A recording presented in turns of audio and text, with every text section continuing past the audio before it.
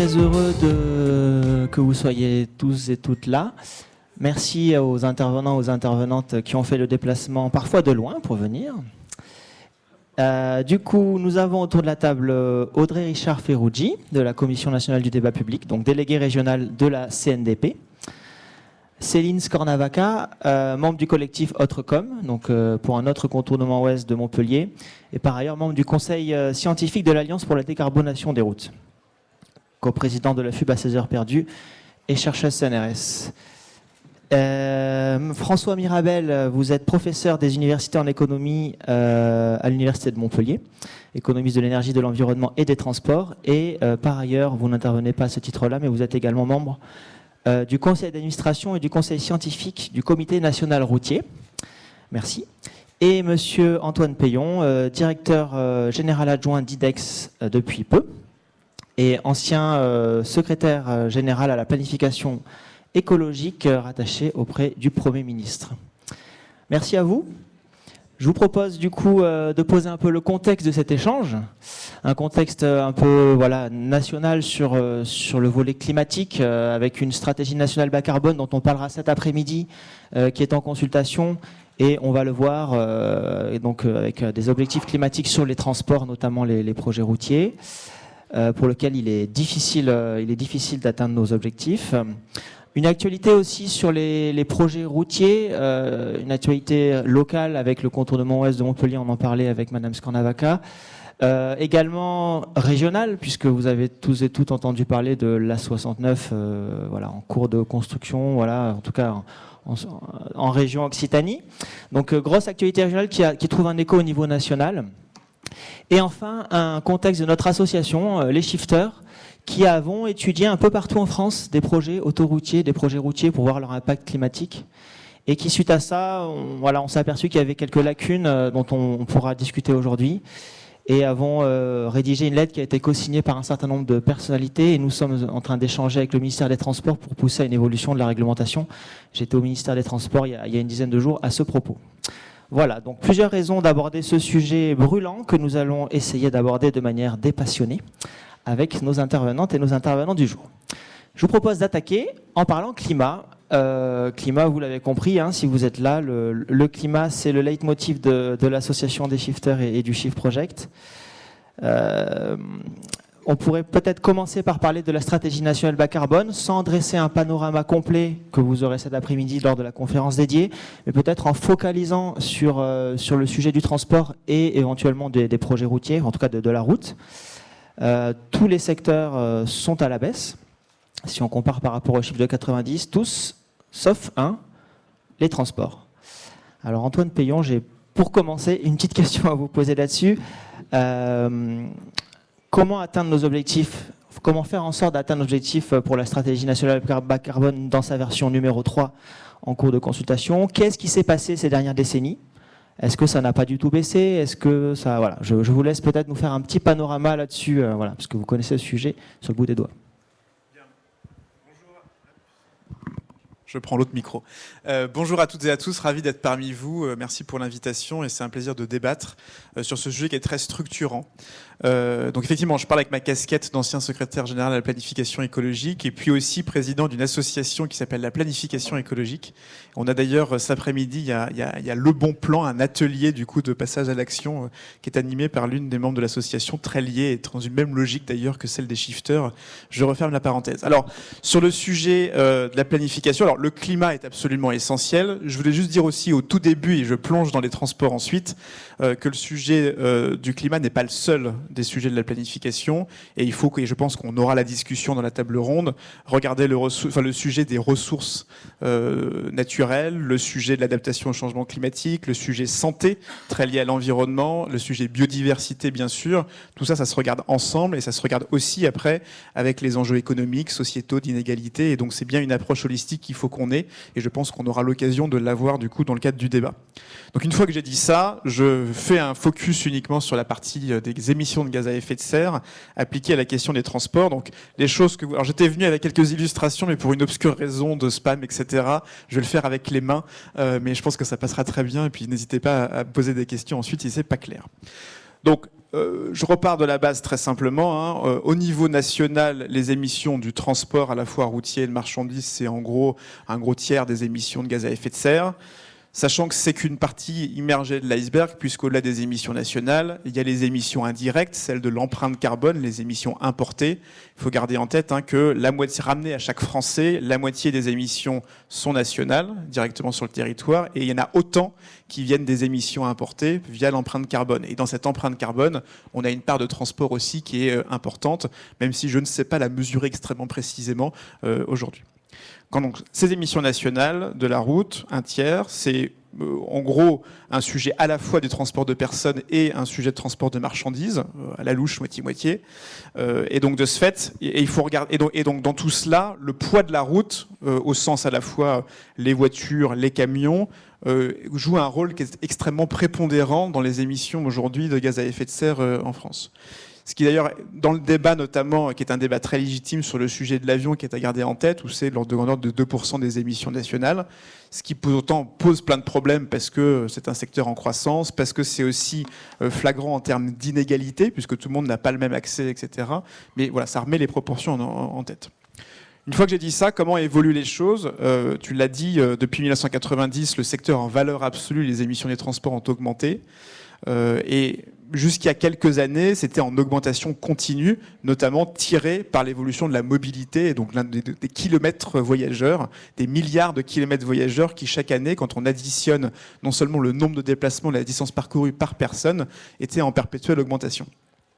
On commence à avoir, depuis 2 ans, un infléchissement, du coup une stabilisation et un retournement de la pente des émissions du transport. Donc ça, c'est une nouvelle qui est plutôt intéressante. Donc pas lié au Covid. Qui n'est pas lié au Covid, alors ça c'est un point important. Du coup, on a bien sûr l'année du confinement qui est une année super atypique. Et donc là, les émissions ont plongé parce que du coup, le niveau de mobilité s'est effondré. On est resté chez nous. Voilà. Mais donc du coup, il y a eu ensuite un effet rebond. Cet effet rebond, il s'est maintenant stabilisé. Et quand on regarde où est-ce qu'il s'est stabilisé, à quel niveau, il s'est stabilisé en dessous du niveau de 2019, largement en dessous. Et il y a une inflexion des émissions totales de transport. Donc ça, c'est plutôt un début de bonne nouvelle, même si, bien sûr, c'est l'arbre, enfin, c'est derrière. Il faut bien être conscient qu'en valeur absolue, ça reste encore très largement au-delà de 1990 et il faut continuer à baisser. Et donc, tout le travail de planification dans la SNBC, et puis, c'est de se dire comment on accélère cette baisse.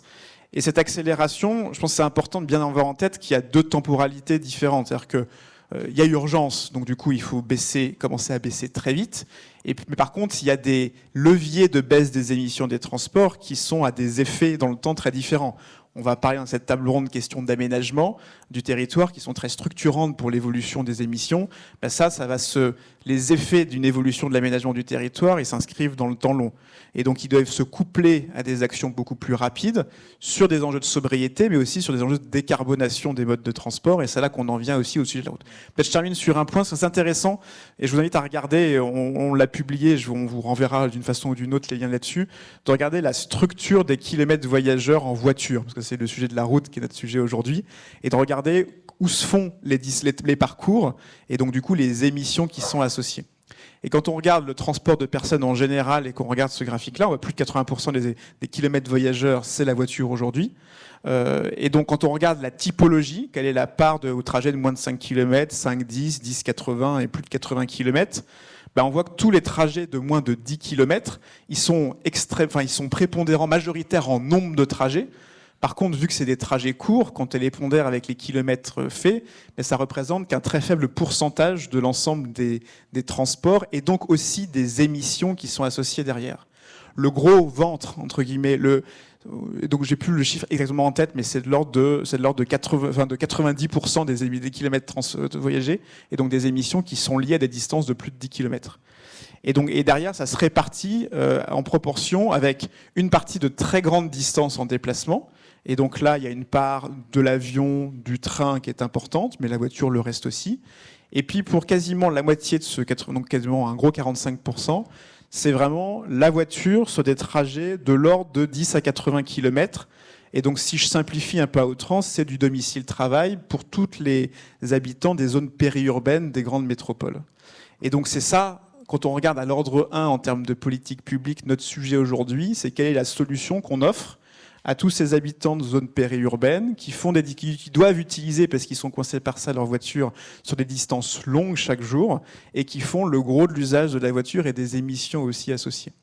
Et là-dessus, quand on regarde, et je terminerai peut-être ça pour l'introduction, quand on regarde à chiffrer, à quantifier les différents leviers, donc on se dit, post-Covid, il y a peut-être moins de trajets aller-retour parce qu'il y a plus de télétravail.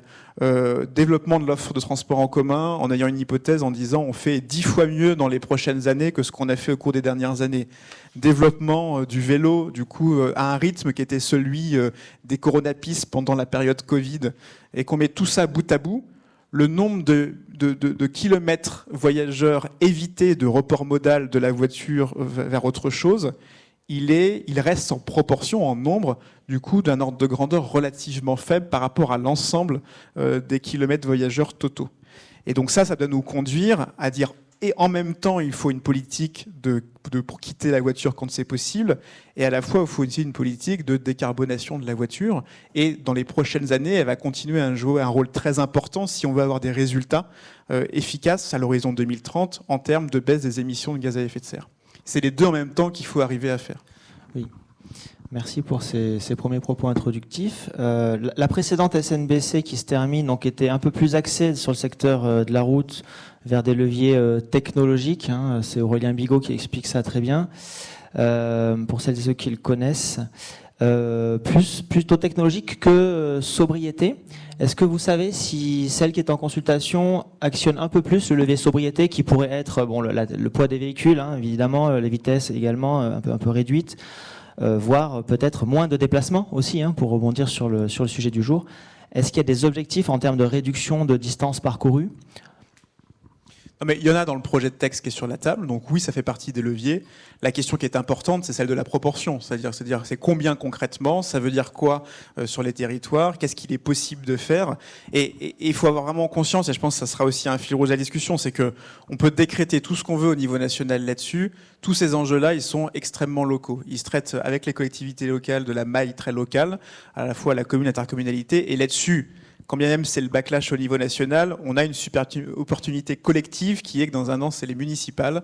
Et donc, du coup, il y a des projets de territoire qui se bâtissent et c'est maintenant que ça se joue. Et en transport, plus qu'autre chose, c'est maintenant que ça se joue. Et puis, juste derrière, c'est les régionales avec la compétence ferroviaire, etc. Donc, c'est maintenant que ça se joue. Donc, oui, il y a de la sobriété, mais il faut être très lucide sur le fait de cette sobriété. La sobriété facile, c'est celle qui est liée au milieu urbain. Et comme je vous l'ai dit juste avant, la part, du coup, des kilomètres voyageurs en milieu urbain, elle est très très faible dans l'ensemble de nos émissions, compte tenu du fait qu'on ne se dépasse pas très loin. Donc il faut le faire, il n'y a pas de débat. Mais par contre, c'est pas ça qui va être totalement game changer. Ce qui va game changer là-dessus, ça va être beaucoup d'évolution d'aménagement du territoire. Et ça va être des temps longs. Et donc ça revient, parce qu'en France, par ailleurs, en plus d'un problème de transport, on a une crise du logement. Donc du coup, quand on se dit mobilité résidentielle au sens je déménage pour aller ailleurs, encore faut-il trouver une maison ailleurs, avoir la capacité de, etc. Donc ça nous envoie sur des politiques publiques structurantes de long terme. Et cette sobriété des transports de long terme, elle est liée à notre aménagement du territoire. Merci. Vous avez parlé des élections. Donc c'est un sujet intéressant qui peut peut-être faire le lien avec le deuxième sujet que je voudrais aborder avec vous, à savoir le débat public. Donc les élus, bon déjà en tant qu'élus, sont plus ou moins informés des informations, de la connaissance scientifique, etc. Et les personnes qui les élisent aussi. Et pour être informés, pour comprendre les tenants, les aboutissants de ces problématiques qui sont quand même complexes, il est important de débattre publiquement. En tant qu'association, les Shifters, on est très attachés à ça, au débat public, que ce soit auprès des élus, des habitants et d'autres acteurs. La table ronde d'aujourd'hui, on l'aurait aimé avec un peu plus de personnes qui soient pour les projets routiers. Je vous le dis en toute honnêteté. Ça n'a pas été simple pour nous et c'est un peu ça fait ressentir un petit peu ce manque de débat public. C'est tout à fait possible de discuter avec des maires qui défendent des projets routiers ou des porteurs de projets autoroutiers, etc. en aparté, mais dès qu'il s'agit de débattre publiquement, c'est non. Donc on le regrette et à ce titre, on est très très heureux de vous avoir autour de la table pour parler débat public, Madame Ferroudi et également Monsieur Payon, de par votre précédent poste au sein de l'État. Débat public, quel est l'intérêt du débat public? Je vais vous poser la question un peu naïvement.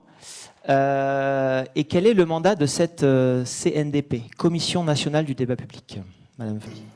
Merci pour ces questions. Peut-être commencer par la CNDP pour dire un peu d'où je pars. Je suis avec cette casquette-là aujourd'hui. Voilà, j'en ai d'autres, mais aujourd'hui, je suis là pour finalement parler de cette institution qui fait du débat public. Nous sommes dans un certain cadre, et un cadre réglementaire qui est peu connu en France finalement. On a la chance d'avoir un droit à l'information et à la participation assez robuste. Et justement, la Commission nationale du débat public, c'est un organisme public, une autorité indépendante, qui est un peu comme la CNIL ou le CSA, dont le mandat est de garantir le droit à l'information et à la participation. Elle est liée au droit de l'environnement, donc elle doit en fait être saisie de manière obligatoire pour les gros projets en fait, qui ont un impact sur l'environnement, et obligatoire aussi pour certains plans et programmes aujourd'hui. Mais elle peut être saisie aussi de manière facultative. Donc là, c'était vraiment un premier point qui est important, c'est-à-dire gros projet, en pratique sur les projets routiers, ça peut être soit un projet de création ou d'adaptation. On est sur des projets au-dessus de 455 millions d'euros. Vous dites facultative, je vous coupe, mais pour que les personnes comprennent bien, ça veut dire... ah oui. Volontaire, voilà. D'accord. Volontaire, donc qui pourrait la saisir. Un projet routier au-dessus de 455 millions d'euros, le porteur de projet est obligé de saisir la CNDP. S'il ne le fait pas, il peut y avoir des recours. Enfin, le droit à l'environnement doit être exercé. Et c'est un droit constitutionnel. Donc c'est un droit assez robuste. En dessous de ces seuils, le maître d'ouvrage peut faire le choix de saisir la CNDP. Donc là, par exemple, actuellement à Montauban, sur un projet de boulevard urbain, en fait, l'intercommunalité a saisi la CNDP, des garants. Alors, je ne sais pas s'il y a des personnes de ce côté-là. Enfin, je vous invite à participer. Il y aura une concertation préalable sur ce projet, vraisemblablement à l'automne. N'hésitez pas si vous voulez plus d'informations, avec des garants de la Commission nationale du débat public qui vont œuvrer pour garantir cette concertation. Alors, qu'est-ce que ça veut dire, garantir la concertation? Qu'est-ce qu'on fait en tant que Commission nationale du débat public? On garantit au sens où soit on organise le débat public, soit on fait des préconisations pour le maître d'ouvrage, pour vraiment donner les conditions à la fois de l'information, et ça c'est un point important. On en parlait, vous parliez tout à l'heure des émissions induites, qu'est-ce qu'on considère au fond? Voilà, le porteur de projet, quelle information il partage? Est-ce que c'est sincère? Est-ce que c'est complet? Est-ce que c'est intelligible? Et ça, c'est vraiment notre premier travail, de veiller à ça. Et veiller à la participation, et que toute personne puisse participer. Et ça, c'est l'article 7 du Code de l'environnement. Toute personne, mineure, majeure, française, étrangère, toute personne doit pouvoir exercer ce droit. C'est vraiment ce à quoi on œuvre dans un débat public. Et in fine, les objectifs, c'était votre première question. Alors ça, c'est également défini par les textes. Je vais peut-être vous paraître assez réglementaire dans tout ça, mais ce cadre réglementaire est important parce qu'il permet justement d'exercer ces droits. In fine, il y a plusieurs objectifs, et en particulier d'améliorer la décision publique. Et ça, c'est vraiment un des objectifs. Je reviens sur votre question. Donc, je disais saisine obligatoire, saisine volontaire, mais il y a aussi la possibilité, en dessous des seuils, voilà, des 455 millions, et au-dessus du 5 millions, ce qui existe, le droit d'initiative. Le droit d'initiative, c'est en particulier, ça peut être soit un certain nombre de citoyens, soit des collectivités, soit une association agréée pour la défense de l'environnement, peut soit saisir la CNDP directement, soit saisir l'autorité publique, le préfet, pour qu'il y ait que la CNDP soit saisie. Et j'en parle parce que c'est vraiment important. Alors, c'est pas simple, parce que c'est dans les 2 mois après que le maître d'ouvrage ait publicisé ce qu'il compte faire en termes de concertation.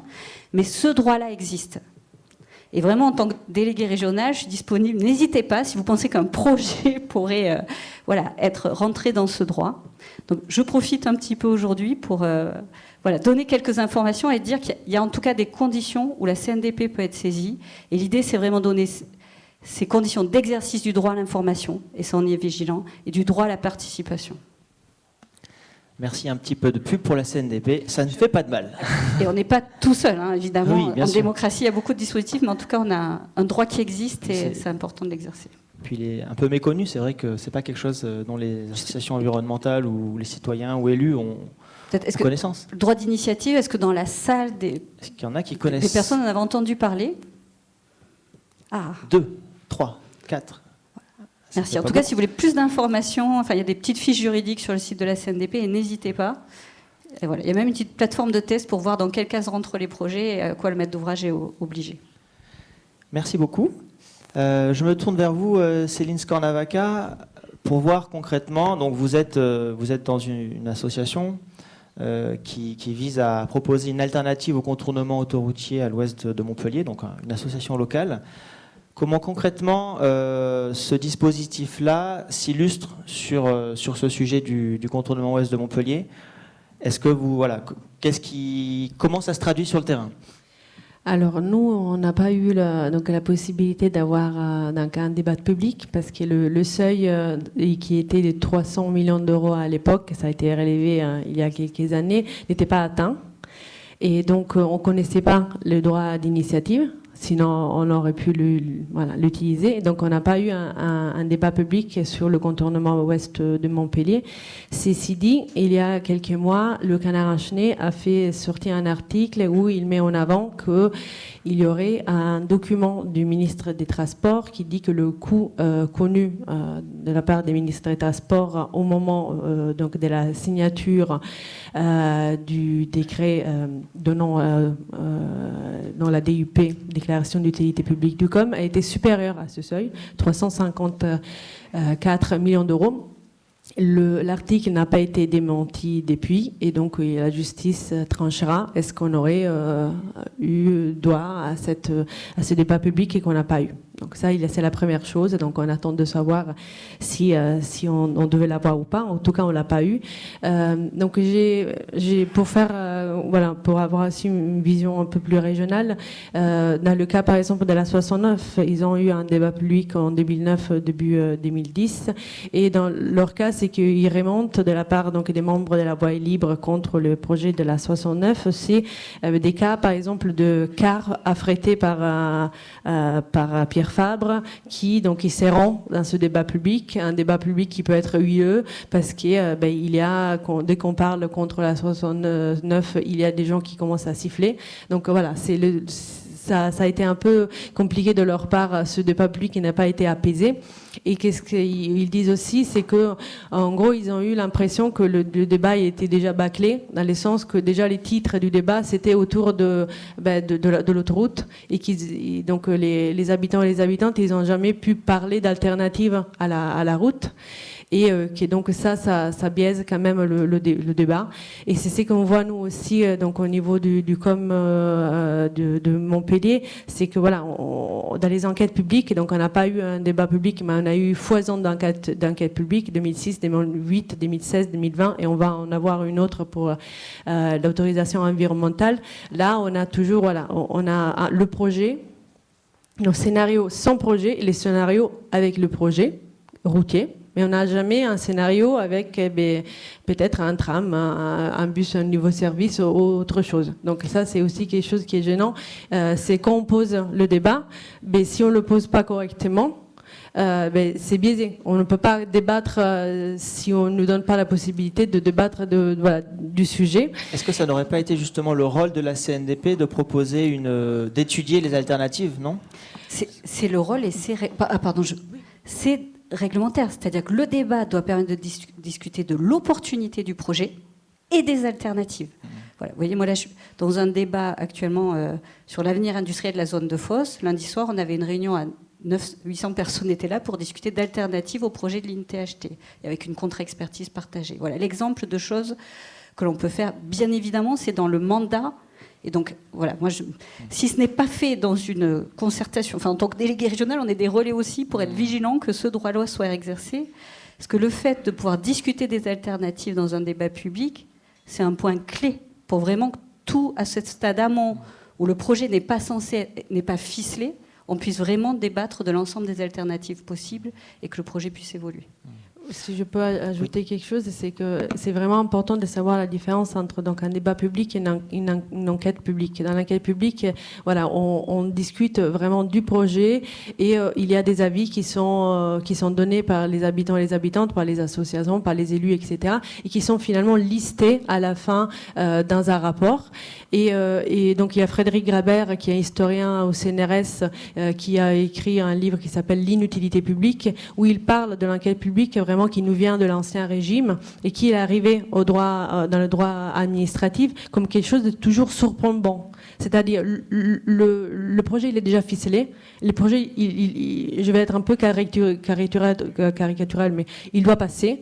Et donc, on liste les avis des habitants et des habitantes, on les classe dans des cases, et après, on répond. Souvent, donc, soit c'est quelque chose de hors sujet, si c'est trop systématique, trop holistique, qu'on parle trop d'aménagement du territoire, ça reste une route, ou sinon, on revient toujours en boucle sur le projet lui-même, c'est-à-dire trafic induit. On dit il y a un problème dans les simulations trafic induit. La réponse c'est les simulations ont été faites selon les logiciels préconisés. Oui, mais on a dit qu'il y a un problème. Et autre chose, c'est toujours ça revient à la justification, c'est le projet lui-même. Donc on met en cause le projet et la justification qui est répondue c'est mais le projet il est bien. Voilà, donc c'est pour simplement mettre encore en avant le travail. Merci. Juste une petite réaction, moi je suis un très très grand soutien de la CNDP. J'en profite pour dire qu'il y a des gens qui veulent réduire l'ampleur, le champ des sujets soumis à la CNDP. Moi, dans mon ancien métier, je me suis très opposé à ça, mais il y a des débats en cours, législatifs et autres, et donc il faut y être extrêmement vigilant. Donc j'en profite pour dire ça. Une fois qu'on dit ça, je pense que si j'essaie d'être lucide aussi par rapport à ce que j'ai connu, le débat CNDP, il arrive en réalité assez tard. Pourquoi concrètement, pour qu'on puisse faire un dossier qui puisse passer à la CNDP, il faut avoir un projet super abouti parce qu'il faut tout documenter. Et en fait, dans la vraie vie, on a fait toutes les études environnementales, etc., que quand on a déjà très avancé dans le projet. Et donc de ce fait, pour moi, le problème, il est là.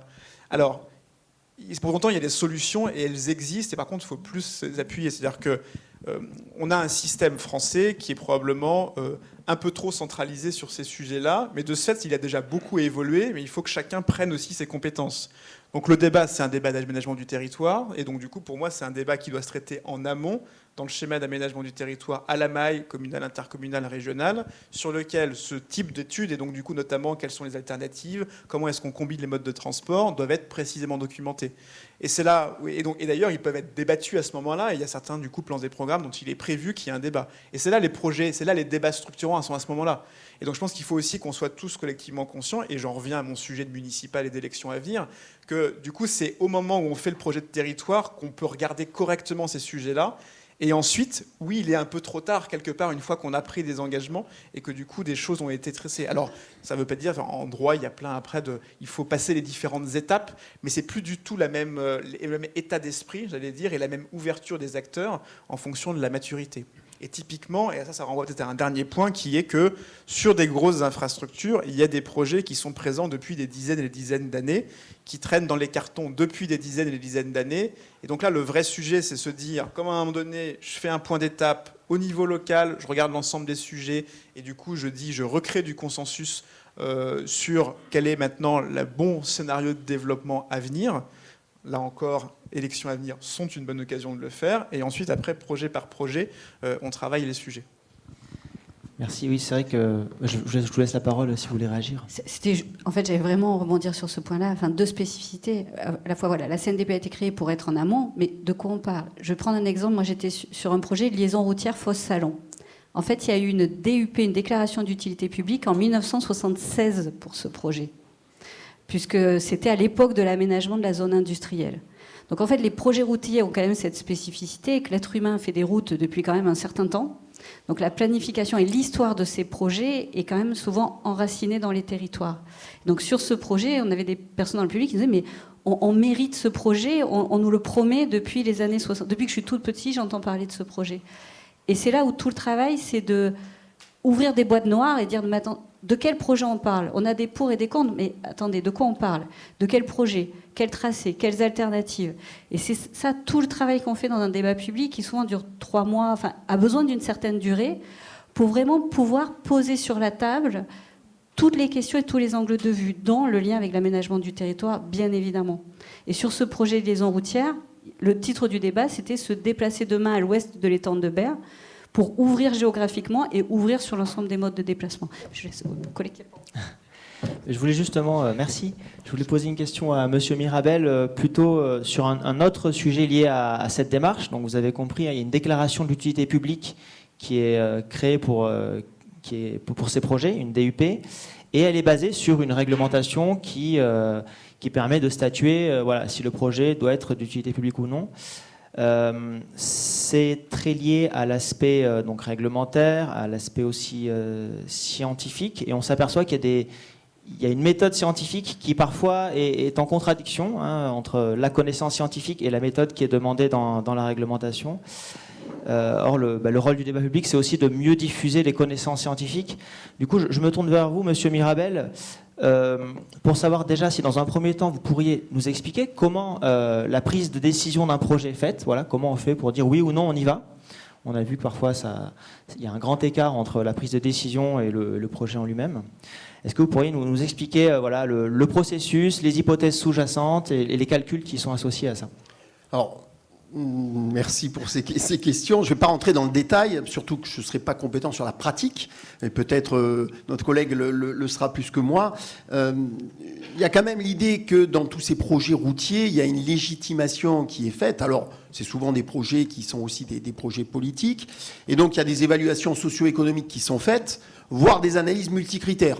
Je fais simple, il y a des critères intangibles, c'est ceux d'une évaluation coût-avantage, pour faire simple, où on va essayer de lister l'ensemble des avantages du projet, y compris les avantages non monétaires, et on va lister l'ensemble des coûts, y compris les coûts non monétaires. Quand je parle des coûts non monétaires, ça peut être les coûts liés aux émissions de gaz à effet de serre, liés aux pertes de temps aux gains de temps pour les transports, ou aux coûts ou aux avantages. Donc il y a un ensemble d'avantages et de coûts qui vont être listés. Et puis on pourra faire à côté une analyse multicritère qui permettra de dire, mais qu'en est-il si on rajoute un critère en termes de développement économique? Qu'en est-il si on rajoute un critère sur la réduction des inégalités? Alors je fais ça, mais c'est pour vous montrer que suivant le cadre d'hypothèse dans lequel on va travailler, on peut arriver évidemment à des résultats qui vont être plus ou moins favorables au projet. Donc une fois qu'on a dressé la liste des avantages et des coûts, il y a plusieurs hypothèses qui sont faites. En transport, par exemple, c'est quelles sont les hypothèses qu'on va faire sur le projet qui est sur 40 ans, 50 ans, sur la zone, sur les modèles de trafic induit. Alors là encore, bien sûr qu'on utilise des modèles de trafic induit. On sait faire, à court terme, moyen terme, à 5 ans, on va calculer les reports modaux. C'est-à-dire, si vous avez une infrastructure plus rapide, il y a des gens qui utilisaient les transports collectifs qui vont se tourner vers la voiture. Des gens qui utilisaient le vélo qui vont se tourner vers la voiture. Ou des gens qui utilisaient d'autres itinéraires. Donc ces reports-là, on les fait. Ce qui manque souvent, c'est la modification de l'utilisation des sols. Et on parlait, effectivement, en Angleterre, ils ont mis en place des méthodes où ils intègrent les land use models, c'est-à-dire des modèles d'affectation des sols dans lesquels, de manière très simple, si vous créez une infrastructure routière plus rapide, vous voyez bien qu'à moyen long terme, et là on est sur de l'aménagement, aujourd'hui, quand les études sont faites depuis une trentaine d'années, on sait que dans les déplacements domicile-travail et dans l'ensemble des déplacements, les gens sont prêts à consacrer à peu près 70 minutes de temps dans leur déplacement par jour. Donc ça veut dire quoi? Ça veut dire que de manière mécanique, si vous créez des infrastructures routières nouvelles, urbaines, plus rapides, vous augmentez la portée spatiale de votre déplacement et vous incitez des gens qui sont prêts à passer 70 minutes dans leur déplacement à se dire finalement, j'ai peut-être intérêt à me délocaliser pour aller derrière trouver des zones d'habitation beaucoup plus agréables, beaucoup plus confortables, avec un prix au mètre carré qui est quand même moins élevé, qui me permettra d'avoir mon petit jardin. Et à terme, vous avez progressivement une structuration du territoire avec un étalement urbain, avec des zones industrielles, des zones commerciales nouvelles qui sont créées et un trafic induit qui va bien au-delà du trafic induit qui est prévu dans les modèles. Il n'y a pas, à ma connaissance de la littérature, il n'y a pas une expérience dans le monde qui montre que le trafic induit prévu est celui qu'on a observé dans les 5-10 ans qui suivaient. Alors ça, c'est assez quand même impressionnant. Ça veut dire quoi? Ça veut dire clairement que dans les hypothèses de modèles de trafic induit, qui sont des modèles classiques, je ne vais pas entrer dans le détail, génération, distribution, modal, itinéraire, donc on calcule, mais derrière, il y a des hypothèses extrêmement fortes qui sont faites et qui, derrière, négligent l'importance de ce trafic induit et l'importance de l'impact qu'il y a sur l'utilisation des sols. Et puis ensuite, et je crois que Céline pourra en dire un mot sur le com', il y a l'idée que ces coûts et ces avantages non monétaires il va falloir leur donner une valeur monétaire. Alors bien sûr, en France, on a un rapport avec des valeurs qu'on appelle des valeurs tutélaires, c'est-à-dire des valeurs qui sont obligatoires à prendre dans les différentes études qui sont faites en disant, voilà, pour la valeur du temps, on va prendre telle valeur, pour la valeur du CO2, on va prendre telle valeur. Donc je vous invite à lire le rapport Quinet de 2019, qui fait une actualisation de toutes ces valeurs monétaires du temps, ces valeurs monétaires du CO2, etc. Mais ce qu'on reproche aujourd'hui, c'est que lorsque vous travaillez sur la mise en place d'un modèle au temps T, donc vous allez faire tourner ces modèles avec des valeurs du temps, du CO2, de la pollution atmosphérique, du bruit, qui sont celles qui sont données comme valeurs tutélaires au moment T. Mais lorsque vous avez un projet sur 40, 50 ans, évidemment, ces valeurs sont actualisées. Et quand même, ce qui est reproché dans ces modèles utilisés, c'est peut-être le manque d'actualisation de ces données qui évoluent fortement. Je veux dire, on prévoit une évaluation du CO2, rapport Quinet, à 770 € la tonne de CO2 en 2050, plus de 1000 € la tonne en 2060. Donc clairement, aujourd'hui, ce n'est pas du tout les valeurs qui sont retenues dans les modèles. Donc voilà, je ne veux pas rentrer trop dans les détails, mais on a quand même cette dimension-là de scientificité avancée par les modèles, et c'est bien qu'il y ait des critères, c'est très important. Là, c'est important, pourquoi ? Parce qu'on est obligé d'avoir un cadre, mais il faut quand même aussi se dire que dans tout modèle, lorsqu'on met en place des hypothèses, ça génère des résultats qui sont plus ou moins importants. Sur le contournement ouest de Montpellier, on arrive à un résultat où la valeur actualisée nette est positive, essentiellement liée à la baisse des temps de déplacement. Donc avec des hypothèses de trafic induit qui sont très très largement sous-estimées. Donc ça pose des questions derrière sur les résultats obtenus et les tests de sensibilité qu'on aimerait avoir pour voir un petit peu comment varient les valeurs actualisées nettes, les bénéfices nets attendus du projet sur les 40 années. Donc ce genre de projet, le résultat de cette analyse socio-économique, c'est qu'on va gagner du temps, alors que vous l'avez dit au préalable, on observe depuis des décennies un temps de parcours moyen qui est constant, à peu près 70 minutes par personne par jour, quoi. Oui, et si vous lisez, alors il y a un article très intéressant de Todd Littman, qui est 2024, qui fait un recensement de toute la littérature là-dessus, sur le trafic induit. Et sans surprise, il montre qu'à travers le monde, chaque fois qu'on crée une infrastructure, plus elle est congestionnée, plus le trafic induit sera important. Évidemment, puisqu'il y a toute une partie du trafic qui a été évaporée parce qu'il y avait trop de congestion, donc des gens qui n'avaient pas des trajets essentiels à faire en voiture et qui, quand il y a une amélioration à court terme des conditions de trafic, trouvent très intéressant de reprendre leur voiture. Et c'est légitime. Donc à un moment donné, quand on dit urgence climatique, il faut accélérer, mais par contre, oui, il faut freiner ou en tout cas arrêter les grands projets routiers ou autoroutiers. On pourra en discuter, mais je pense que quand on voit toutes les problématiques actuellement du zéro émission nette, on l'a dit, la SNBC, je ne sais pas si vous voyez, on est sur 4 millions de tonnes équivalent CO2 attendus dans la SNBC Transport pour 2050. On est à quoi ? 110 millions de tonnes équivalent CO2.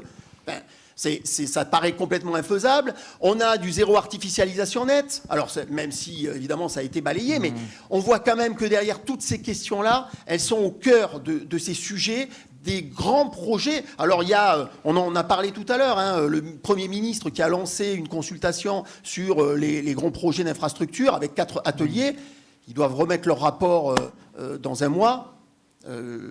Voilà, je pense que la raison voudrait que, déjà, on puisse financer l'entretien de notre voirie actuelle. On a, il faut quand même que vous le sachiez, 1,1 million de kilomètres de route. Et sur ces 1,1 million de kilomètres de route, on a, tenez-vous bien, 98% qui relèvent des communes et des départements. Et la partie autoroutière, c'est 10 000 kilomètres à peu près. Donc vous avez derrière et des concessions, voilà, 9 000 kilomètres de concessions. Donc on voit très bien qu'à un moment donné, il va falloir aussi, il faut entretenir le resurfaçage de ces voies. Et donc déjà, on a un réseau qui est extrêmement bien maillé au niveau des routes. Donc les grands projets routiers, je pense qu'il serait raisonnable d'y mettre un frein, puisque c'est l'objet de la question. On a déjà une réponse. Merci.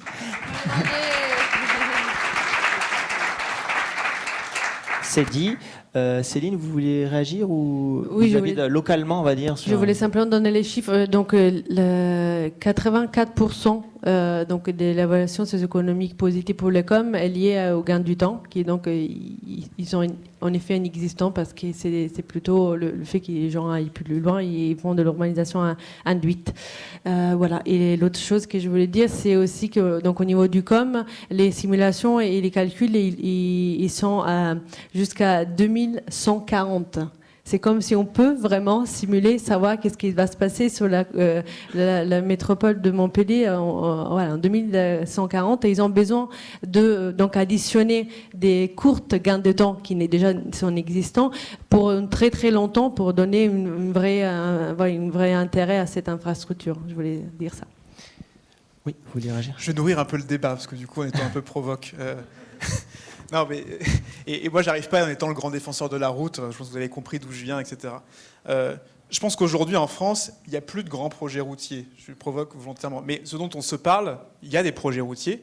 Mais quand on regarde, qu'on prend juste un tout petit pas de recul par rapport au réseau existant, on a un des mes réseaux les plus maillés qui existent, qui est extrêmement important, etc. Et il y a eu des immenses projets routiers. Et aujourd'hui, la plupart, il y a quelques exceptions, mais elles sont très très rares, c'est des projets de contournement, c'est des projets de petits tronçons, et ce n'est pas des très très grands projets routiers à la maille de ce dont on se parle, c'est-à-dire du milliard de kilomètres voyageurs de l'ensemble des Français. Après, deuxième point, je pense qu'il faut qu'on ait conscience, c'est que pour cette raison, parce que la France est l'un des pays déjà les plus développés en matière de route d'ores et déjà, c'est le stock, du coup on vit avec ça.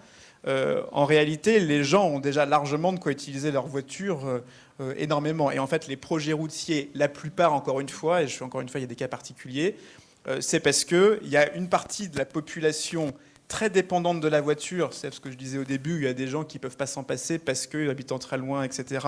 Et parce qu'en termes de mobilité résidentielle, d'aménagement du territoire, il n'y a pas les bons habitats à côté des lieux de travail, se retrouvent du coup avec un niveau d'emmerde, permettez-moi l'expression, qui est super fort. Et donc, du coup, la plupart des projets routiers aujourd'hui visent à régler une douleur de gens qui sont dépendants et qui n'arrivent pas à sortir de leur voiture. Troisième point, je pense, qui est important aussi, quand on regarde aujourd'hui comment on décarbone la route, à l'ordre 1, ce qui a été l'énorme problème qu'on s'est pris dans la figure au cours des dernières années, c'est le Covid. Et le Covid, pourquoi je dis ça? Parce qu'en fait, quand on regarde le taux de nombre de personnes par voiture aujourd'hui, qui est un énorme driver du coup des émissions de la route, eh bien, il s'est énormément réduit au moment de la crise Covid, parce que les gens ne voulaient plus voyager ensemble, parce que pour des questions sanitaires, c'était compliqué d'être nombreux par voiture. On a moins covoituré. On a beaucoup moins covoituré, et pas forcément le covoiturage classique avec Blablacar, etc., mais le nombre global de gens, par voiture.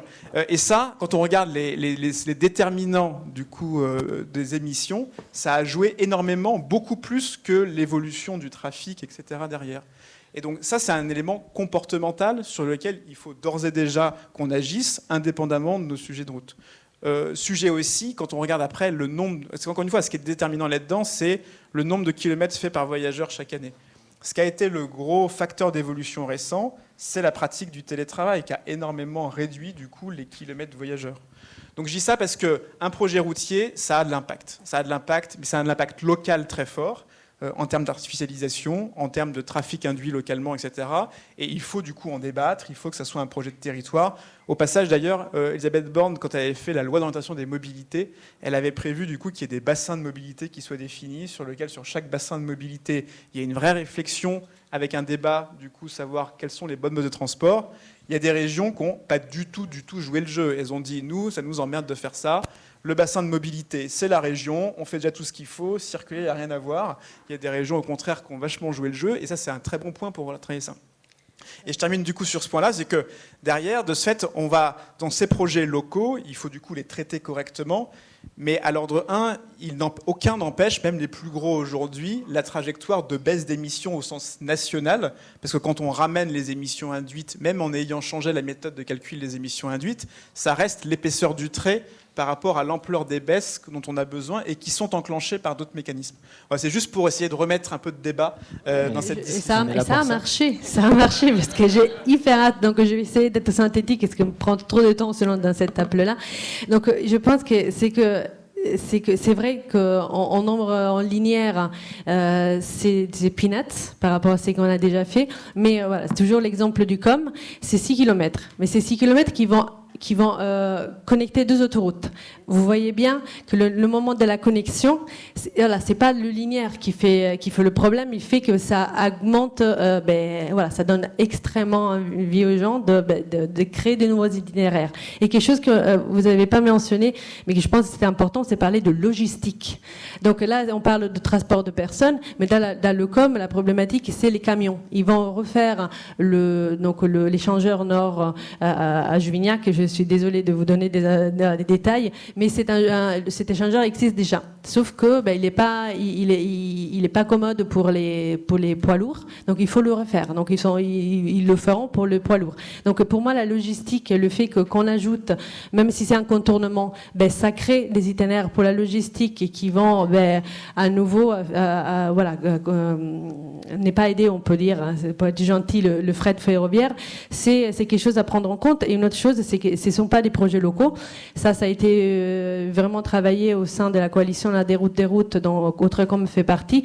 Ce ne sont pas des projets locaux, ils sont vendus comme des projets locaux. Donc chaque projet, il peut avoir sa petite explication de ça va décongestionner, ça va améliorer l'économie, ça va améliorer la sécurité. Mais quand on voit, après on les met sur une carte, c'est qu'on voit, c'est des nouveaux itinéraires. Il faut boucler les itinéraires et notre hypothèse, c'est qu'il faut les boucler pour la logistique. Mais je pense, non mais c'est juste. Après, je pense qu'il faut qu'on soit conscient qu'il y a un sujet de est-ce que c'est la tête qui remue la queue ou etc. sur le chien. Alors qu'à un moment donné, le problème qu'on a là, c'est la logistique et c'est du coup la demande de logistique qui explose, c'est les colis livrés à domicile, c'est l'intensité du coup de consommation de la logistique qui fait qu'on a une volumétrie globale qui a explosé. Et donc il faut absolument qu'on agisse là-dessus. Et par ailleurs, je pense que vous avez vu et moi je l'ai vécu dans ma chair quelque part aussi le sujet. De l'évolution du rapport à la contrainte, à l'environnement, ce qu'on vit sur le backlash national, etc. Il y a une grande partie de nos concitoyens, si on arrive et qu'on débarque en disant, en parlant de ce qu'ils ne pourront pas faire, etc., sur lequel on va avoir un front qui nous empêchera d'agir.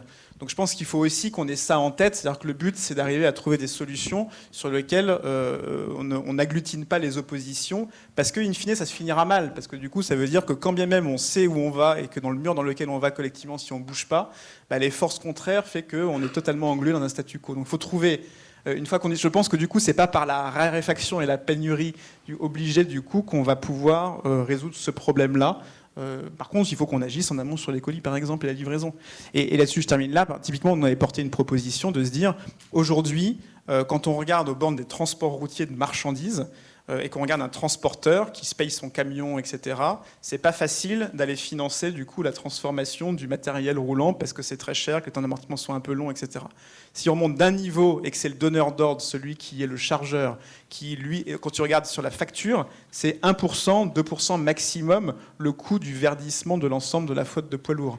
Et donc de fait, passons à ce niveau-là pour aller l'imposer. Et là, ça a du sens parce qu'on met personne dans une impasse. Et d'ailleurs, c'est un projet qui est quasiment écrit, et donc il suffit de le pousser. Donc moi, je le fais, mais il faut qu'on soit nombreux à le faire. Merci. Vous voulez réagir ? Oui, c'était pour partir sur un autre exemple, vraiment cette question d'échelle locale, d'approche intégrée. Là, je sors avec un collègue, on était garant d'une concertation préalable sur un plan des mobilités de la grande agglomération toulousaine. Et concertation préalable, vous voyez, on est en amont, c'est-à-dire que ce plan va s'élaborer sur plusieurs années. Et initialement, le porteur disait on va discuter des objectifs. Et en fait, typiquement, le public a dit mais non, d'abord discutons de l'état des lieux et du diagnostic. Et donc ça, la concertation a permis de réouvrir ça avec des vraies questions, des demandes de précision, y compris pour des leviers.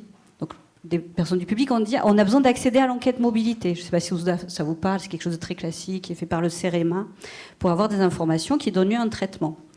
Et la concertation préalable, finalement, le maître d'ouvrage a partagé ces données. C'est-à-dire que nous, en tant que garant, là, on appuie le droit à l'information. Il y a eu des demandes de traitement complémentaires. Donc on est vraiment au cœur, par rapport à ce que tu évoquais, sur quelles informations on part. Et en l'occurrence, sur ce territoire, la grande agglomération toulousaine, bien évidemment, entre Toulouse-Centre, la périphérie, il y a énormément de questions qui sont sorties en termes de justice spatiale, en termes de justice sociale. En particulier, dans cette concertation, il y a eu un panel citoyen tiré au sort qui a travaillé. Et avec un travail vraiment intéressant. Alors, nous, de notre point de vue de garant, vous l'avez compris, moi, en tant que garante, je me dois d'être neutre. Donc, à aucun moment, je vais prendre position sur la question qui nous préoccupe aujourd'hui, mais que tout le monde puisse se positionner, de clarifier ce que vous disiez. En fait, dans quels termes ça se pose ? Est-ce que c'est une politique qui arrive du haut ? Et dans le panel citoyen, il y a eu vraiment des discussions riches sur les conditions de la réduction de la place de la voiture, qui ont été reformulées, par exemple, en disant comment on peut la rendre moins attractive, comment on peut rendre attractive les autres, quelles conditions, pour faire que certains n'aient pas le sentiment que c'est toujours les mêmes qui pâtissent des mesures prises.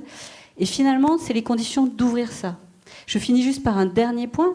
Après cette concertation préalable, là, le maître d'ouvrage vient de saisir la CNDP pour ce qu'on appelle la concertation continue, il y a encore des garants et des démarches participatives jusqu'à l'enquête publique.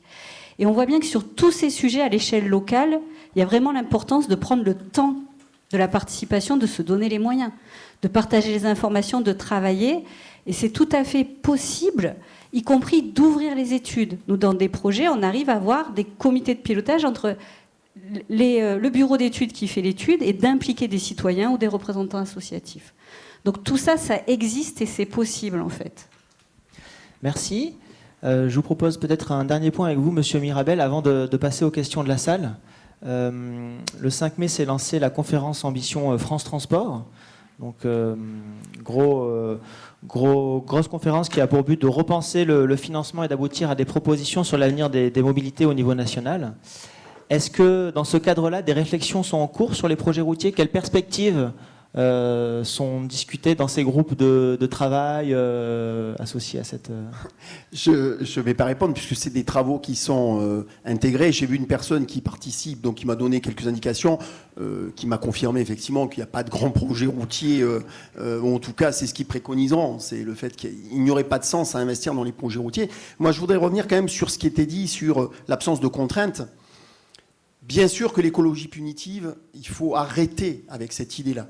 Parce que moi, je suis persuadé que, par définition, quand on voit ce qui se passe à Montpellier, qu'on réduit la voirie, donc quelque part, on peut dire, on contraint les gens à plus être dans des univers congestionnés. Mais si, en parallèle, on développe les transports collectifs, gratuits en l'occurrence, si derrière, on met en place des pistes cyclables qui permettent aux citoyens de se déplacer dans les mêmes conditions, ben non, la liberté de mobilité, la liberté de déplacement n'est pas du tout affectée. C'est la liberté de déplacement en automobile.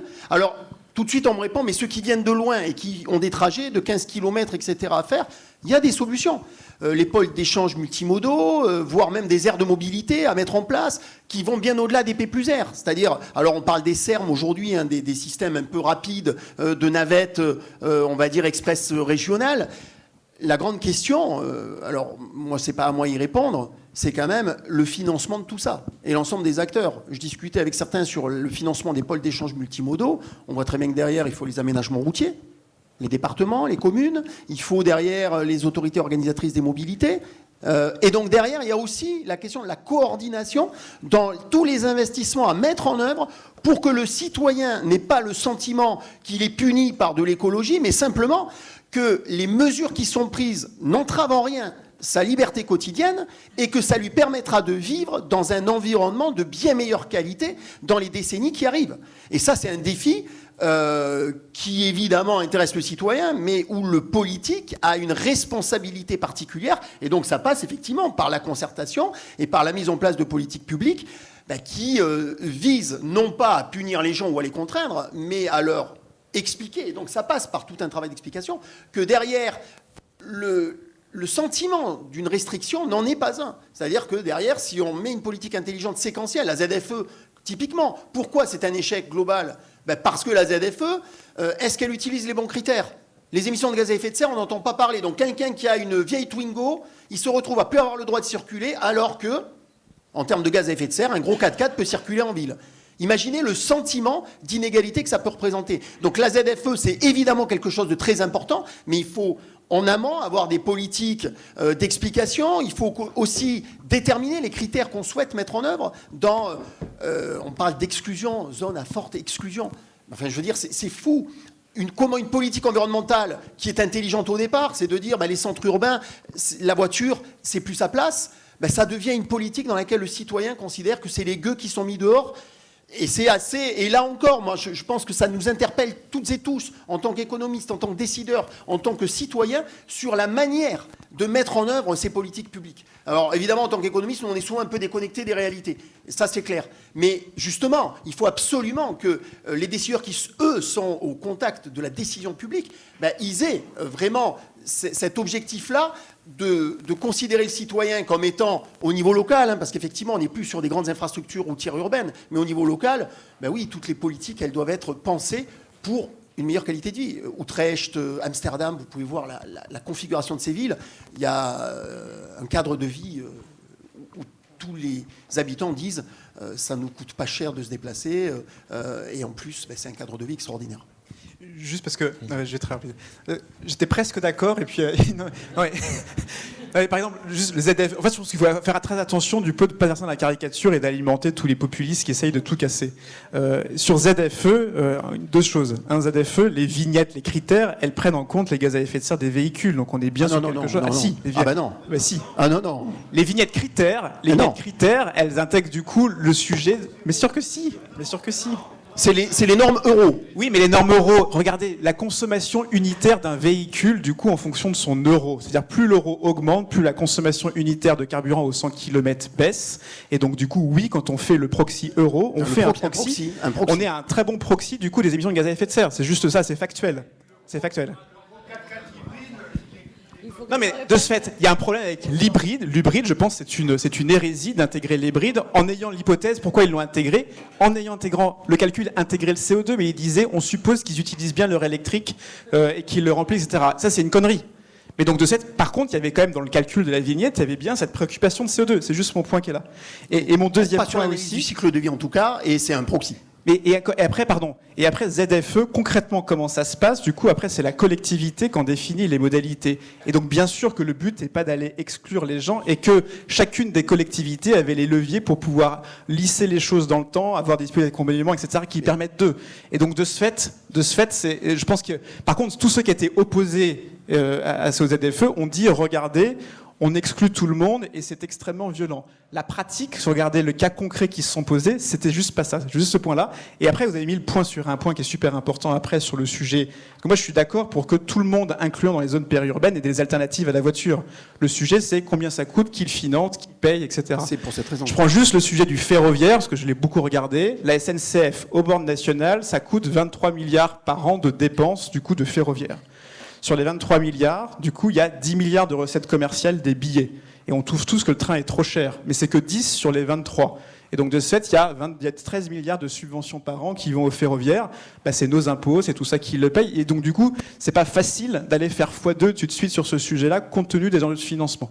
Et moi, par contre, je serais super content qu'on arrive à faire x4 tout de suite. Sur la ZFE, on est 100% d'accord. Hein. Justement, je dis que la mauvaise explication qui en a été faite, peut-être l'idée qu'il n'y a pas eu suffisamment au niveau local de concertation, fait que malheureusement, ça a été récupéré par des populismes, alors qu'il faut et il est urgent de mettre en place des politiques publiques environnementales dans ce sens-là. Et sur les financements, oui. Là, je parlais de pouvoir rejoindre les pôles d'échange multimodaux en voiture et pas en train, parce que les réseaux étoilés, il y en a qui pourraient être restaurés, mais le coût est exorbitant. C'est fantastique, j'ai plus besoin de poser de questions. Je peux te laisser rebondir, Céline, mais après on va passer à la salle. Non, mais je voulais simplement dire que dans tous les cas, ZFE ou pas, et le contournement ouest de Montpellier était en plein ZFE et c'était exclu, comme tous les projets autoroutiers avec les prisons, ils étaient exclus de la ZAN. Même voilà, ils ont tout balayé, mais ils avaient déjà balayé les projets autoroutiers bien avant.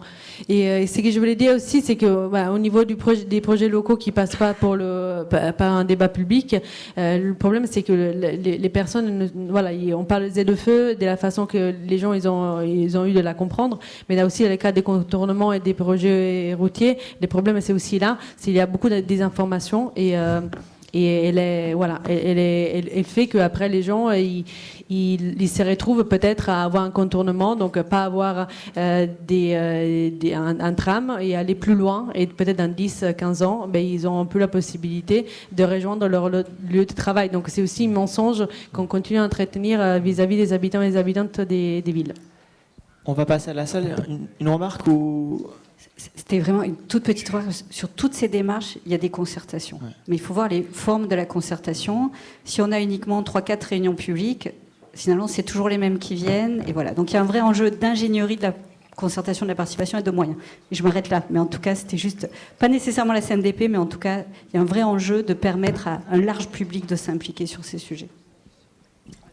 Eh bien, merci à toi Hugo, merci pour ces éclairages. Merci à la salle d'avoir posé toutes vos questions. Vous imaginez bien qu'elles sont nombreuses et que je ne pourrai pas toutes les poser. Je vais essayer de les compiler, de les transformer. Tout d'abord, petite parenthèse, je suis agréablement surpris de voir que la majorité des questions vont pour la CNDP. Petite première question, quelle est la place de la science dans le débat public, que ce soit en amont ou que ce soit après en amont de la décision, pendant le processus ou alors durant les différents recours judiciaires? C'est une question que j'ai pas pu poser, donc ça tombe bien. Qui prend la parole? Vous voulez, il n'y a pas de souci. Vous voulez poser plusieurs questions? Non, d'accord. Non, Ouais. La place de la science ou des savoirs, puisque de notre point de vue, à nouveau, c'est le droit à l'information. Et on doit se donner les moyens, dans le débat public, d'informer, y compris en rendant compte de tous les termes d'une controverse. Et donc, évidemment, c'est délicat sur certains sujets, mais il faut vraiment prendre le temps dans ce cas-là. Sur des projets sur le nucléaire, c'était vraiment donner les conditions de mettre sur la table les différents termes d'une controverse. Mais je parlais du plan des mobilités de la grande agglomération toulousaine, de la même manière, vous pouvez regarder, il y a les webinaires encore en ligne sur différentes thématiques, et là, on va aller chercher, nous, en tant que garants, recommander ou aller chercher des experts pour avoir un regard pluraliste sur un sujet. Voilà. On a des fois une contradiction, je me permets Parfois, de rebondir. Les shifters sont sollicités d'ailleurs dans Typiquement certains débats. Tout à fait. Sur le trafic induit, on a par exemple Vinci Autoroute, un porteur de projet local, qui parle de théorie du trafic induit, donc, alors que la science nous montre que ça existe et c'est mesuré depuis des décennies, ou même le préfet de l'Hérault, qui, je cite, ne croit pas à l'induction du trafic. Enfin, on est quand même parfois sur un décalage entre les faits et les connaissances scientifiques et la prise de parole publique. Oui, moi, pour répondre rapidement, je pense que synthétiquement, la science, elle rentre dans son rôle réglementaire. C'est-à-dire qu'il y a des connaissances scientifiques qui ont fait consensus, et ça, c'est le problème, c'est aussi le temps. Dans le temps long, c'est-à-dire que, par exemple, le trafic induit, c'est des modèles qui ont été considérés corrects il y a quelques décennies. Et après, il y a ce problème, c'est que les nouvelles connaissances, elles ne sont pas forcément prises en compte et que la science reste dans son cadre réglementaire. Si ça passe, c'est comme par exemple pour éviter, réduire, compenser. Donc on essaye d'avoir une perte de biodiversité nette zéro sur le temps et l'espace. Voilà, la science, elle dit que ça ne marche pas, mais c'est rentré dans un cadre réglementaire. On dit qu'il y a des indicateurs qui nous permettent de dire que ça c'est la biodiversité, même si les scientifiques n'ont pas fait consensus, c'est rentré dans ce cadre réglementaire qui est appliqué, et donc on peut avoir la labellisation d'un projet qui passe l'enquête environnementale, même si d'un point de vue scientifique c'est pas consensuel que ça a été fait selon ce qu'il faudrait faire pour éviter une vraie perte de biodiversité. Merci bien. Deux questions. On a l'impression du coup que l'ensemble des projets routiers sont décidés puis passés au forceps. Est-ce que vous avez des exemples de projets annulés? Et ensuite, est-ce que vous pouvez donner les outils que les décideurs de la planification du territoire ont à leur disponibilité pour envisager des alternatives bénéfiques à la route? Et est-ce qu'ils y ont accès à ces outils? Je vous demanderai d'être un peu plus concis, s'il vous plaît, pour qu'on puisse balayer un nombre conséquent de réponses. Très rapidement, oui, moi j'ai plein d'exemples de projets routiers qui étaient envisagés, qui ne sont pas faits. Généralement, le truc le plus facile comme levier, c'est que c'est un projet routier, il a besoin de financement public pour pouvoir sortir. Et donc du coup, on coupe les financements publics et on ne fait pas le projet routier. Et ça, c'est le truc le plus simple, le plus basique. Et d'ailleurs, ce qui me conduit à dire que dans les années qui viennent, honnêtement, je pense que le sujet du développement de la route va pas être fort, ne serait-ce que parce qu'il n'y a plus d'argent public, et donc de ce fait, ça fait partie des leviers qui vont être très largement utilisés. Opportunément, du coup, c'est une bonne nouvelle en regard du débat. Pour ce qui est des outils, le financement ? Les outils pour les alternatives, je parlais de ce cas sur le plan des mobilités. Il y a vraiment le fait de mettre sur la table les différentes questions, les différents sujets.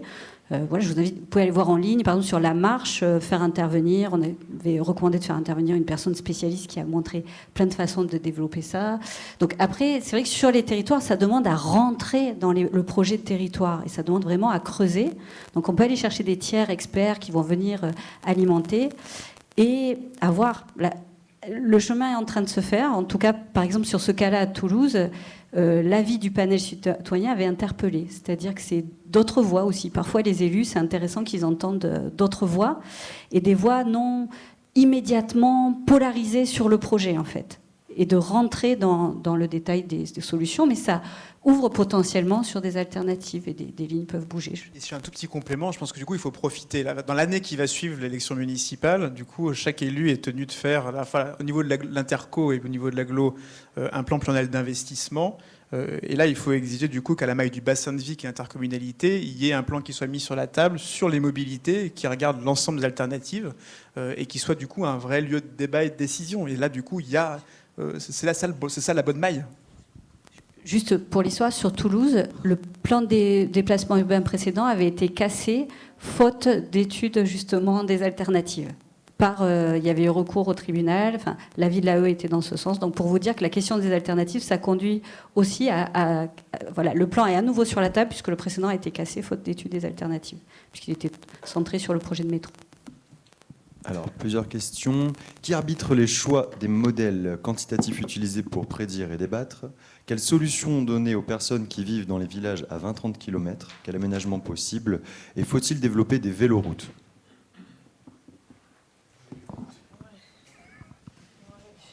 Donc apparemment, je prends la dernière. Donc bien évidemment, il faut développer des véloroutes. Il faut développer ce qu'on appelle le système vélo.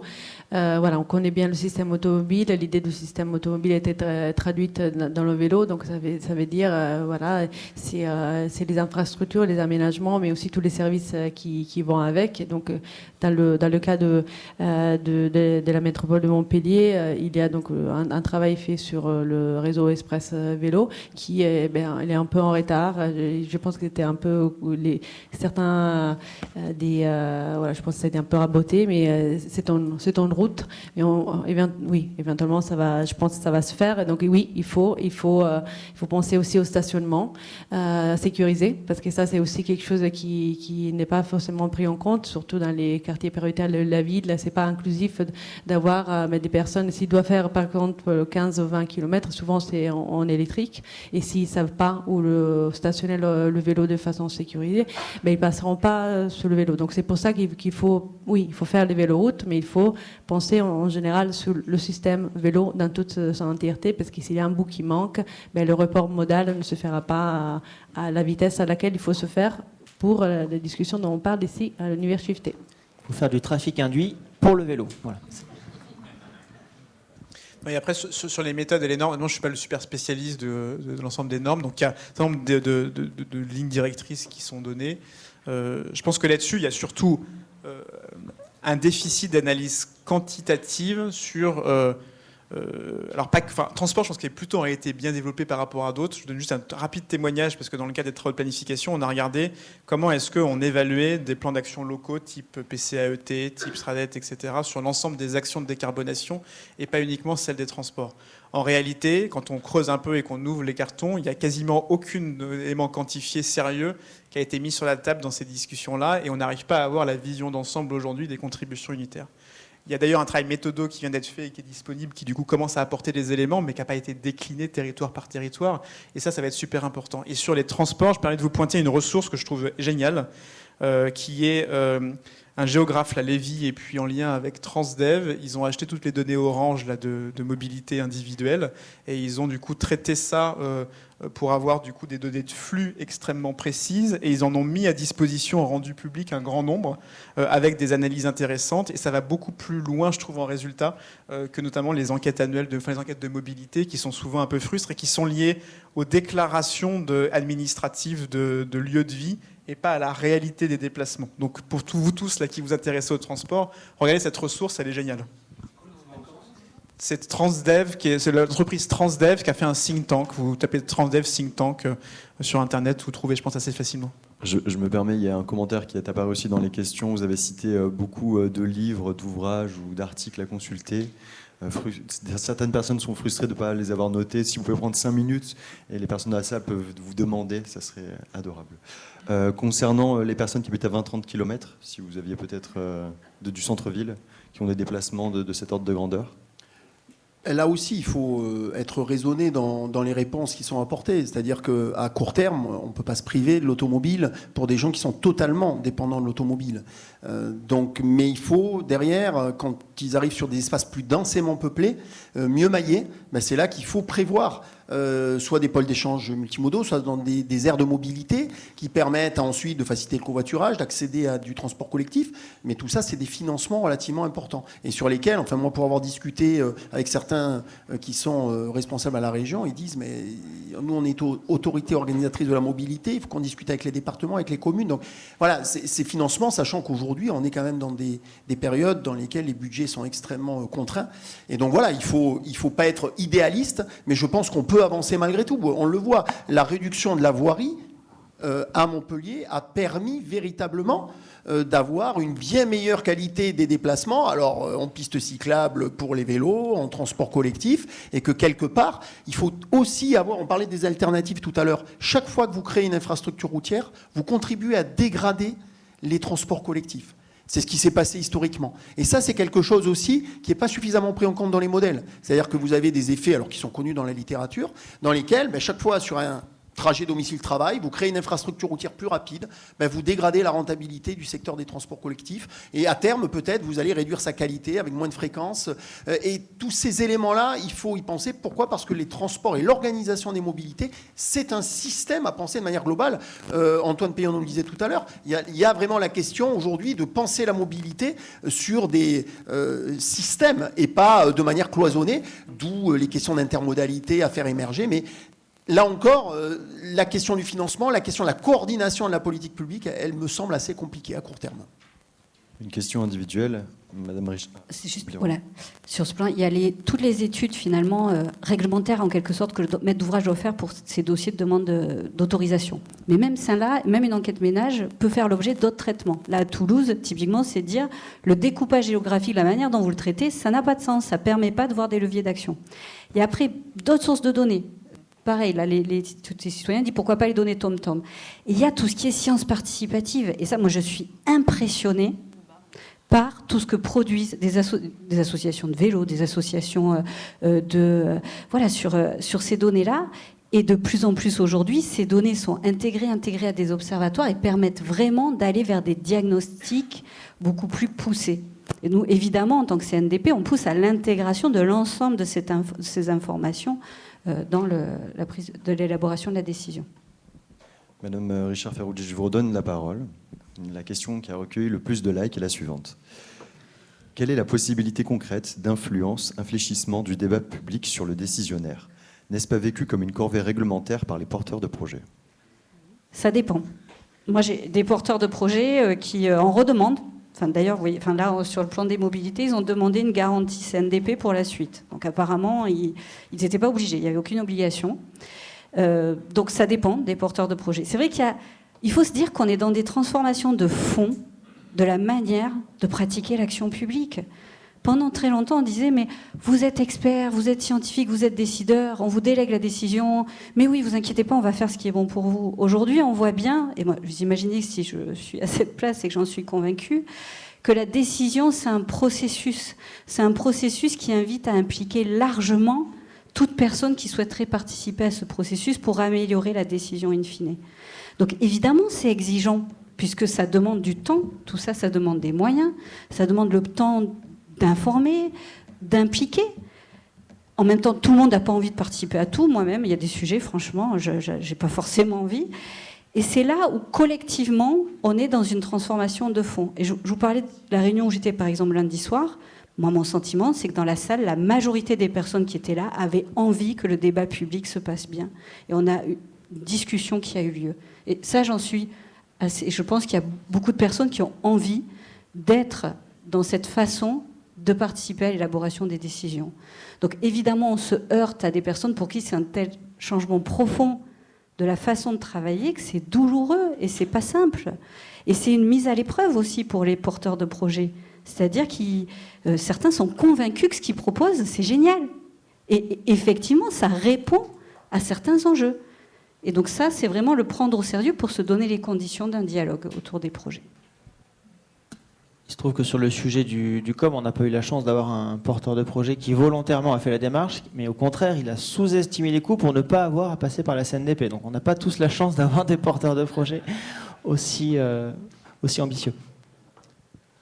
Dernière question, je vous demanderai de toutes et tous y répondre de manière concise. Quelles sont pour vous vos recommandations pour s'engager afin d'apporter de nouvelles solutions pour continuer de lutter ?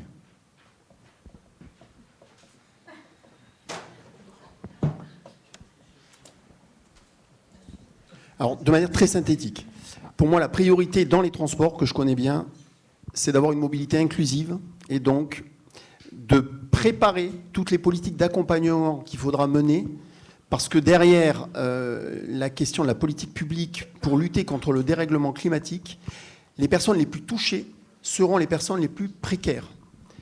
Et toutes les études le montrent. La taxe carbone, vous le voyez, c'est les premiers déciles de revenus qui sont les plus impactés. Donc pour moi, la réussite d'une politique publique qui va être de plus en plus drastique sur les questions environnementales, en particulier sur les mobilités, c'est d'avoir, évidemment, on l'a dit tout à l'heure, une information claire, transparente, qui soit donnée aux citoyens. Peut-être d'expliquer tout simplement que si, imaginons un péage urbain est mis en place, l'ensemble des recettes est redistribué pour développer d'autres modes de transport, etc. Et puis surtout de veiller à ce que les politiques d'accompagnement prennent en compte les classes sociales les plus défavorisées sur des questions de justice sociale, mais aussi de justice territoriale, et qu'on veille à ce qu'effectivement, derrière, les gens ne vivent pas les politiques drastiques comme de l'écologie punitive. Parce que là, on rentre dans ce qui était avancé tout à l'heure, du populisme. Et justement, l'idée, c'est de parler et d'expliquer les choses. Chaque fois que des politiques publiques ont été expliquées, je pense au péage urbain à Stockholm, il y avait une majorité d'adhérents à ce péage. Donc pour moi, vraiment, la question des inégalités sera au cœur des politiques publiques sur les transports. Micro. Pour moi, je vais parler comme société civile. Moi, je pense qu'il faut vraiment qu'on continue ce qu'on fait, qu'on se prend en main et qu'on exige déjà que notre rôle dans la société soit clair. On est un contre-pouvoir, on l'a toujours été et il faut qu'on le reste. Et donc je pense que voilà, il faut qu'on continue à se rassembler avec nos associations, qu'on prend en main la problématique de la mobilité et en général de notre territoire, le territoire où on vit. Il faut qu'on soit là pour les municipales, pour les régionales, pour continuer et exiger d'avoir des informations, de pouvoir y débattre de façon à ne pas rentrer dans le populisme, de ne pas se retrouver à ne pas se comprendre entre citoyens et citoyens, à se trouver avec une polarisation du débat public. Ça, il faut dire non. Il faut vraiment qu'on soit là, qu'on essaie de se comprendre et qu'on essaie d'éviter de tout se polariser parce que la polarisation nous amènera à rien de bon. Et il faut y croire. Il faut avoir soin des uns et des autres, de se donner un coup de main parce que quand on combat sur les projets routiers, c'est difficile. On se prend des gros coups et voilà. Donc je pense qu'il faut aussi se tenir la main et donc tenir bon. De temps en temps, il y aura une personne qui sera plus fatiguée que l'autre, mais il faut qu'on continue à exiger notre place dans l'endroit où on habite.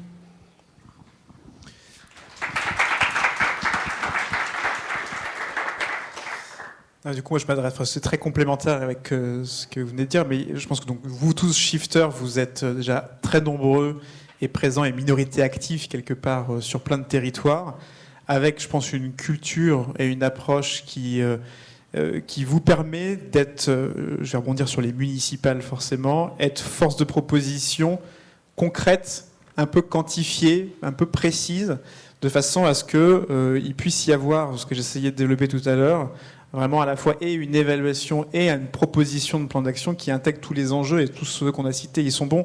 Et je pense que là, il y a assez d'éléments maintenant sur la table et qui sont disponibles pour pouvoir le bâtir.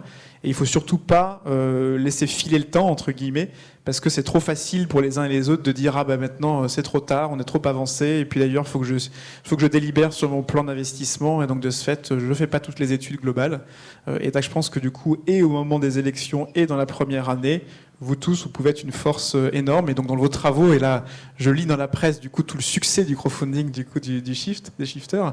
Ben là, typiquement, je pense que c'est, de mon point de vue, et j'ai eu l'occasion de le dire aussi à Jean-Marc Jancovici, c'est aussi important d'aller mettre la pression sur les municipales dans quelques mois que sur 2027, parce qu'en vrai, surtout dont on parle là, tous les leviers, c'est de leviers très locaux qui sont beaucoup plus à la main du local qu'à la main du national si on veut être efficace et rapide, parce que du coup, le temps presse.